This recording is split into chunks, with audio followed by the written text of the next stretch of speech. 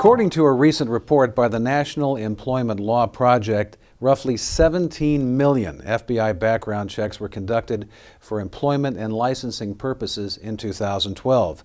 This is a six-fold increase compared to checks conducted just a decade ago.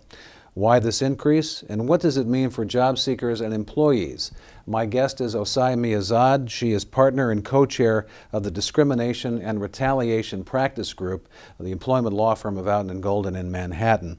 Ossai, it's a great pleasure. Thanks for joining us today. How prevalent is criminal background check screening these days? Well, it's very prevalent, and it's increasingly so. Approximately 80% of employers are reporting that they're using some form of criminal background check. So it is imperative that employers get it right, that the credit reporting agencies that they're using to report out the information is held accountable, and of course that employees or applicants understand what their rights are. These background checks run across industries, that run across the kinds of jobs and job duties that applicants have, and so it's very widespread. Ossai, is this increase a result of regulations requiring background check screening, or are employers just doing this on their own? By and large, employers are actually choosing to do them on their own. There are industries where they're required. For example, jobs that involve caring for children or the elderly or individuals with disabilities, or you'll see the requirements in the for federal employees or applicants who are applying for jobs in the financial industry. But by and large, employers are increasingly using these criminal background checks to make hiring decisions voluntarily. So most employers are not required to conduct criminal background checks, but are they in some cases prohibited from doing so prior to hiring an employee? They're not prohibited from using a criminal background check to make a hiring decision. That said, there are federal and local regulations that restrict the ways in which these background checks are used, and it is important that if an employer decides that they are going to actually make a hiring decision based on an applicant's criminal background history, or to take action against a current employee because of their criminal background history, that they make sure that the information that they're getting is reliable, that they consider other factors, for example, any evidence of rehabilitation, that they narrowly tailor whatever screen they're using so that it is job related. So while it's not prohibited, there are many rules and regulations that an employer must consider and follow when they're deciding to deny an applicant, for example, a job based on their criminal history. And Ossai, your firm has filed several class action lawsuits on behalf of African American and Latino job applicants. Sure. African Americans and Latinos, the unfortunate reality is that they are disproportionately impacted by the criminal justice system in the U.S. What that means is that they are more likely to face arrest and convictions, and disproportionate to their representation in the general population. And so when you use a criminal background check screen, even if you're applying that to all of your applicants, that still may have, and probably does have, an adverse impact on African American and Latino applicants. For this reason, the U.S. Equal Employment Opportunity Commission has issued regulations that give guidance to employers on how they should be administering their screens. Those regulations require that the employer take into consideration the nature and the severity of the criminal history record, the time since the conviction, and also to make sure that the criminal convictions that they are considering are in fact job related.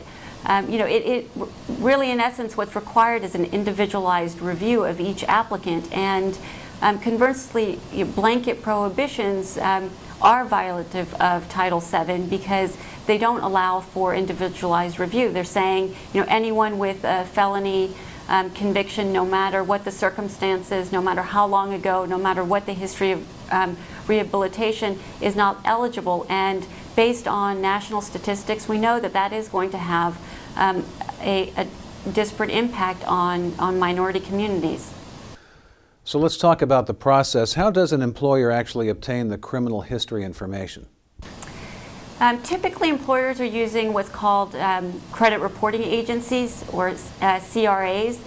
These credit reporting agencies, and there's hundreds of them out there now, collect information from a variety of sources. There's a lot of information out there that is publicly available through the web. They gather information from courthouses, from other sources that they can actually going to the courthouse and getting the information, and then they review and they compile the data and they produce it in a report to the employer. Another way that sort of at the earliest stage where an employer may find out about an applicant's criminal history is on the application. In most jurisdictions, an employer can ask whether an applicant has been convicted of a crime. And there are a few jurisdictions which actually ban that question, but by and large they can ask the question.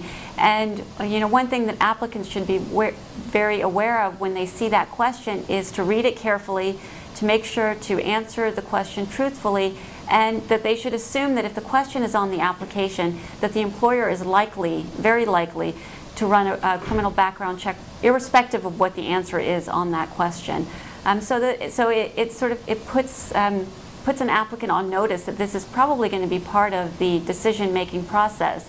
But it's not enough notice. If an employer decides that they're going to use a credit reporting agency and gather the criminal history information, then they're required to take certain steps, certainly before they make any sort of decision based on a decision not to hire based on the criminal history conviction. They have to provide the report to the applicant and give enough time for the applicant to correct any sorts of mistakes. As the NELP report highlights, unfortunately, while the information is being reported, the dispositions in a lot of cases are not being reported. And so what that means is you'll have someone who has an arrest for a felony and it's open. There's no disposition information, and that may very well have been dismissed.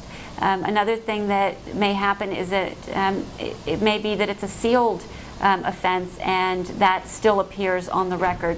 And so these are just some examples of the errors, and the NELP report does a good job of highlighting how frequent it is that there are mistakes in these criminal background checks that are costing workers jobs.